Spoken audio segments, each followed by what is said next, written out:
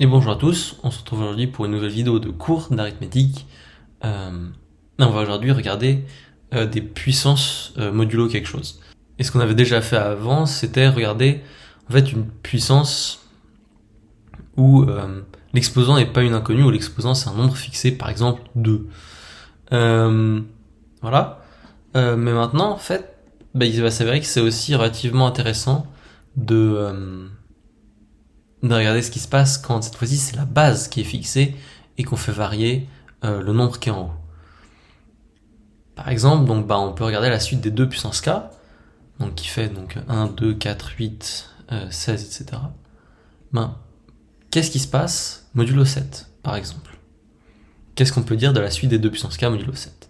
Donc quelque chose d'assez intéressant, c'est que la suite sera toujours périodique, donc même si on remplace 2 par un autre nombre et 7 par un autre nombre.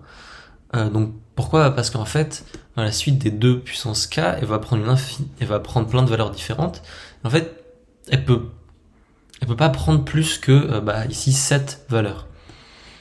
Donc par le principe des tiroirs, on va pouvoir trouver i et j tels que a puissance i soit congrue à a puissance j modulo n. Donc ici a égale 2 et n égale 7. Mais si a puissance i est congrue à a puissance j, maintenant on peut multiplier par a des deux côtés. On obtient que a puissance i plus 1 est congrue à a puissance j plus 1. Et maintenant a puissance i plus 2 est congrue à a puissance j plus 2. On va pouvoir obtenir que notre suite elle est périodique, du moins pour les entiers k qui sont plus grands que i. Avant, on peut pas en dire grand chose, et on verra qu'en général, ça sera faux.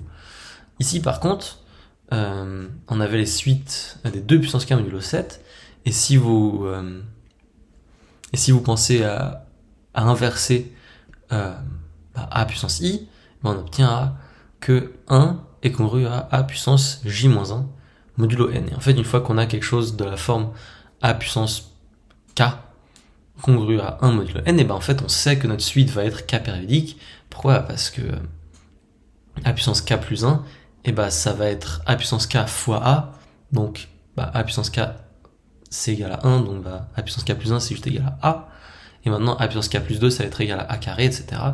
Et donc a puissance k plus l, ça va juste être égal à a puissance l. Autrement dit, notre suite elle est effectivement k périodique.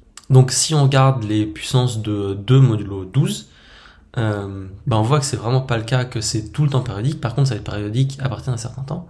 Donc pourquoi? Parce qu'en fait ça commence avec 1, donc a puissance 0 ça fait 1, 2 puissance 0 ça fait 1, 2 puissance 1 ça fait 2, 2 puissance 3 ça fait 2 puissance 2 ça fait 4, 2 puissance 3 ça fait 8, 2 puissance 4 ça fait 16, et 16 ça fait 4, etc. En fait vous pouvez fixer que maintenant ça fait 4, 8, 4, 8, 4, 8, etc.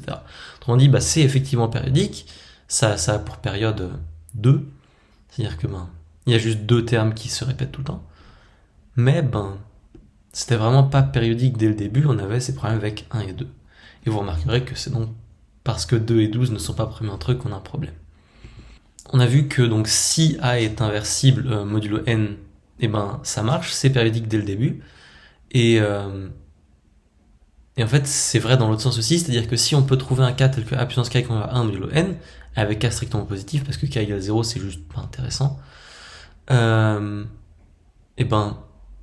a fois a puissance k moins 1, c'est égal à 1. Donc en fait, on a trouvé un inverse de a modulo n, et en fait, c'est a puissance k moins 1. Donc a est inversible.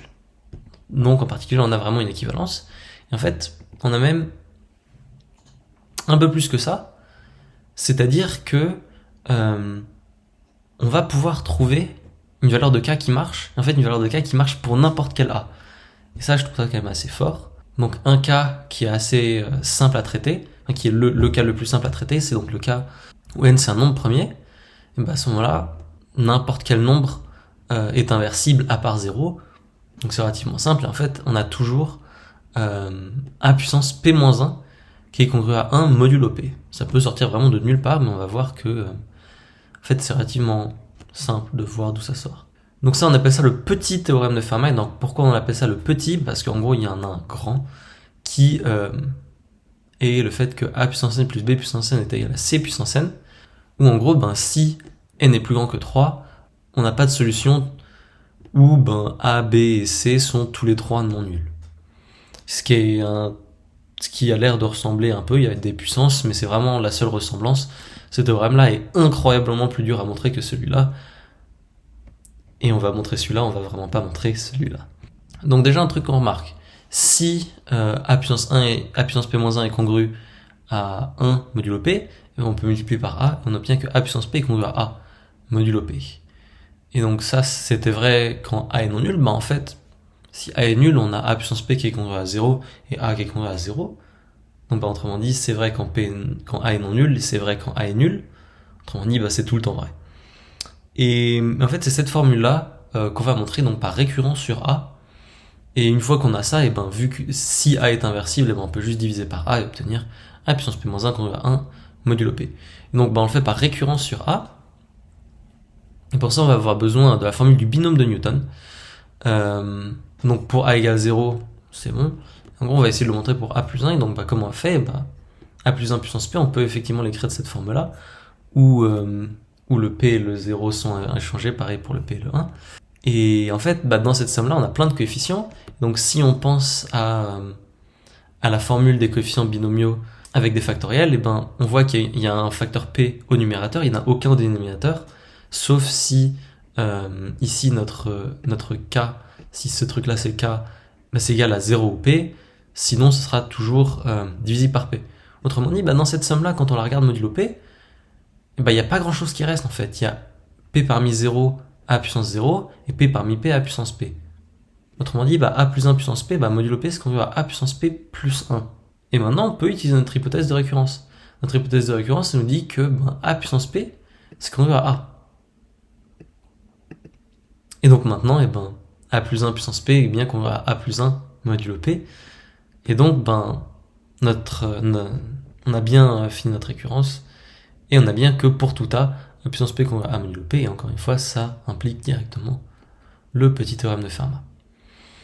Donc, maintenant, un cas qu'on peut se demander, c'est bien joli, ça marche pour les nombres premiers. Qu'est-ce qui se passe dans le cas général? Alors donc dans le cas général, on a aussi une formule. Pour ça, on va avoir besoin de cette fonction-là, phi de n, qui est donc l'indicatrice de l'air. C'est le nombre de nombres premiers entre 1 et n. On pourrait se dire que ça n'a pas grand-chose à voir avec ce qu'on va faire là, mais en fait, on a a puissance phi de n qui est congru à 1 modulo n. La preuve, elle est plus dure parce que si vous regardez, la preuve qu'on avait faite avant ne marchait vraiment que pour les nombres premiers. Il n'y a aucune raison que ça marche maintenant, d'autant que phi de n c'est pas juste égal à n-1. Ça va être en général strictement plus petit. Pour ceux qui comprennent ce que c'est, j'ai quand même écrit l'idée de la preuve, et en gros c'est que quand on prend tous les nombres inversibles modulo n, on peut tous les multiplier par a, et en fait ils vont juste être mélangés. Il va pas y avoir de nombre qui va disparaître, il va pas y avoir de nombre qui va apparaître en double. Autrement dit, quand on va regarder le produit de tous ces nombres, ça va rester la même chose. Et en particulier, on a nos deux produits qui sont la même chose, et un a puissance phi de n qui apparaît. Et donc si on divise par le produit, qui est encore un inversible, on obtient que a puissance phi de n est congru à 1 modulo n. C'est pas grave si vous n'avez pas compris, c'était vraiment juste pour expliquer d'où vient le phi de n, qui est donc encore une fois le nombre de nombre premier avec n, entre 1 et n. Donc déjà un truc qu'il faut remarquer relativement rapidement, c'est que c'est bien une généralisation du petit théorème de Fermat, parce que phi de p c'est égal à p-1. Donc si n égale p est un nombre premier, a puissance phi de n c'est égal à a puissance p-1. Et donc on a effectivement a puissance p-1 qu'on a 1 modulo p. Donc c'est une généralisation, et on appelle ça le théorème de l'Euler-Fermat. Maintenant qu'on a réussi à montrer une périodicité, et en fait on peut quand même faire des tableaux de modulo, mais cette fois-ci en fait le modulo va devoir changer. C'est-à-dire que si jamais on fait une équation diophantienne où on a une inconnue dans l'exposant, ce qui arrive relativement souvent, cette fois-ci il faudra faire des tables modulo, par exemple 6 au lieu de les faire modulo 7, parce que phi de 7 c'est égal à 6. D'où l'intérêt d'ailleurs d'utiliser le théorème des restes chinois derrière pour obtenir des choses intéressantes. Comme on a pu voir à l'étape d'avant, l'indicatrice de l'air c'est quand même une fonction assez intéressante, et donc en particulier connaître des valeurs précises de cette fonction, ça peut être très utile.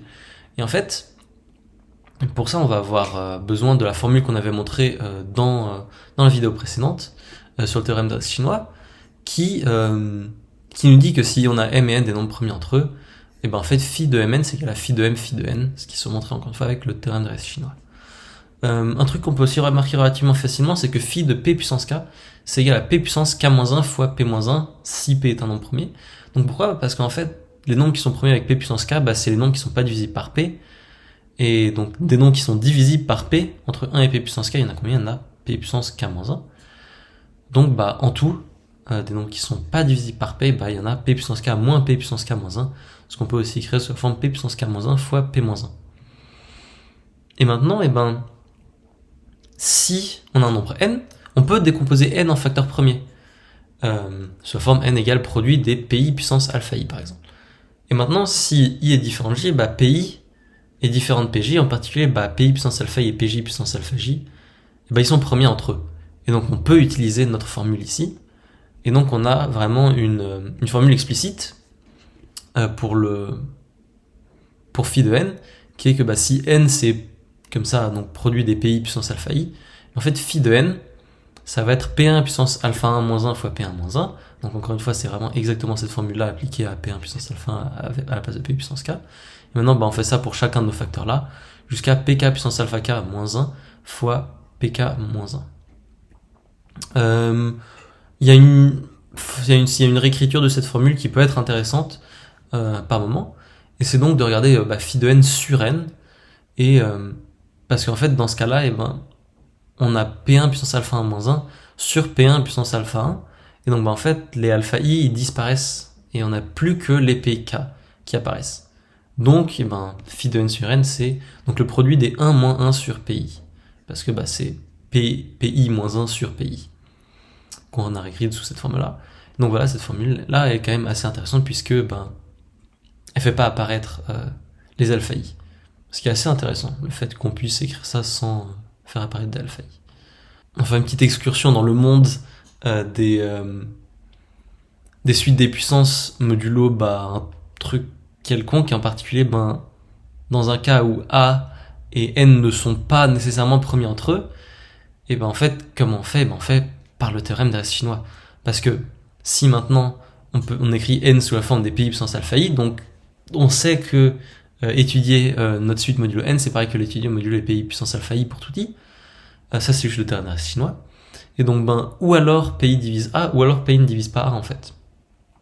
Donc, si pi divise a, il y a un moment où a puissance k va juste tout le temps être identiquement égal à 0. Pourquoi ? Parce que a puissance k, ça aura une grosse valuation p-adique, et pi puissance alpha i, ça a une valuation adique constante, p-adique constante. Donc, en particulier, si k est suffisamment grand, par exemple si k est plus grand que alpha i, et à ce moment-là, pi puissance alpha i va effectivement diviser a puissance k. Sinon, pi ne divise pas a. Mais si pi ne divise pas a, pi et a sont premiers entre eux. Et à ce moment-là, pi puissance alpha i et a sont premiers entre eux. Et donc maintenant, on peut appliquer le théorème de Laure-Fermat, qui nous donne cette formule absolument magnifique, a puissance pi puissance alpha i moins 1 fois pi moins 1, ça doit être congru à 1, modulo pi puissance alpha i. Et maintenant, on regroupe tous ces termes-là, et on obtient une réponse modulo n, non pas que ce soit vraiment particulièrement intéressant, mais ça peut toujours être utile. Et aussi, c'est pour rappeler que le théorème des restes chinois, c'est vraiment trop bien. Donc on va finir maintenant en se demandant, mais qu'est-ce qui se passe en fait si on regarde notre plus petite période ? C'est-à-dire que avant, on avait juste a puissance n qui devait être congru à 1 modulo n, et on en a trouvé un n. Maintenant, est-ce que ce n-là est forcément le plus petit ? Et la réponse, c'est absolument pas. Par exemple, si a égale 1 est bien inversible, et pourtant 1 puissance 1, c'est congru à 1 modulo n, sans pour autant que 1 soit égal à phi de n. Donc, on peut se demander quel est le plus petit cas tel que a puissance k soit congru à 1 modulo n. Donc déjà, un truc qu'on peut remarquer, c'est que des fois ça n'existera pas, mais par le théorème de Laure-Fermat, notre a, il va forcément exister dès que a et n sont premiers entre eux. On va appeler cet entier-là le cas l'ordre de a modulo n, et c'est un truc qu'on va noter comme ça, O n de a. Des fois, il y aura aussi oméga n de a, des fois, il y aura écrit ordre en toutes lettres, ordre en indice n de a, tout ce genre de choses-là, c'est possible, faut pas être surpris. Et en fait, l'intérêt principal de l'ordre, c'est la remarque suivante, c'est que bah, si on a maintenant un cas tel que a puissance k est congru à 1 modulo n, pas forcément minimal, et ben en fait, ça doit forcément être un multiple de l'ordre. Donc, en particulier, on peut combiner ça avec le théorème de l'Air-Fermat qu'on a vu juste avant, qui nous dit que bah, en fait, ON de A va toujours diviser phi de n. Et encore une fois, il faut bien faire gaffe, c'est pas du tout vrai, en général, que ON de A va être égal à phi de n. Si A égale 1, par exemple, bah, ON de A, ça va être égal à 1, et phi de n n'a aucune raison d'être égal à 1 en général. Donc, c'est une observation qui est en fait relativement simple à montrer, je vous laisse essayer de le faire, en vous laissant quelques secondes, et je vais bientôt donner la correction.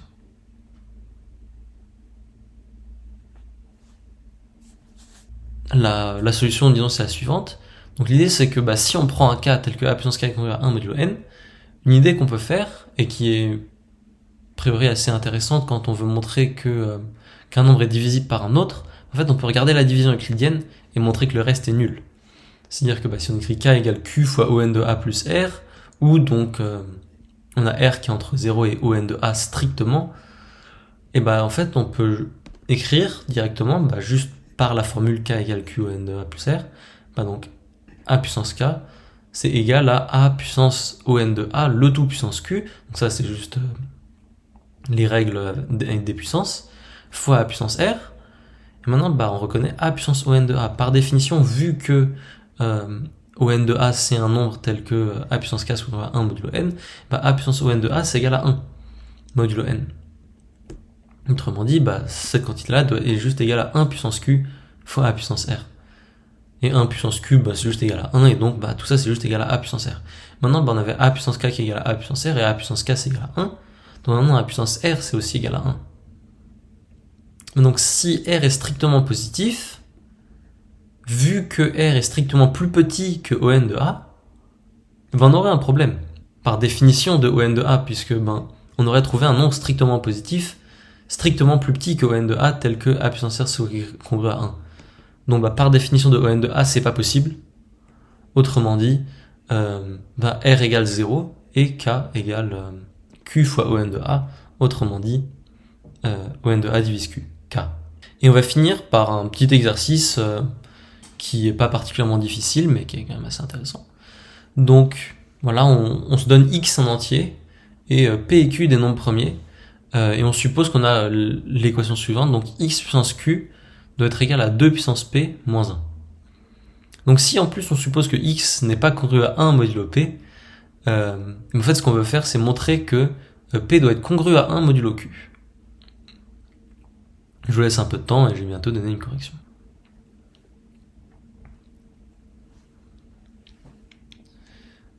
Et donc l'idée vraiment c'est la suivante, c'est que ben en regardant modulo p, x puissance q doit être congru à 2 puissance p moins 1 modulo p. Mais bah 2 puissance p, par le petit théorème de Fermat, et bah c'est congru à 2 modulo p. Et donc 2 puissance p moins 1 est congru à 1 modulo p. Autrement dit, bah, x puissance q est congru à 1 modulo p. Donc par ce qu'on a vu juste avant, l'ordre de x modulo p, bah, ça doit diviser q, mais des diviseurs de q, on n'en a pas tant que ça, vu que q est premier, on a 1 et on a q. Si l'ordre de x modulo p est égal à 1, et ben à ce moment-là, on doit avoir x puissance 1 congru à 1 modulo p. Autrement dit, ben, x est congru à 1 modulo p. C'était exclu dans nos hypothèses, donc bah, l'ordre de x modulo p n'est pas égal à 1, et donc bah, vu que q est premier, OP de x est égal à q. Et maintenant, en utilisant le fait que OP de x doit diviser phi de p, et bah, q doit diviser phi de p, et phi de p c'est p moins 1, donc bah, modulo q, p c'est égal à 1. Donc on a fini.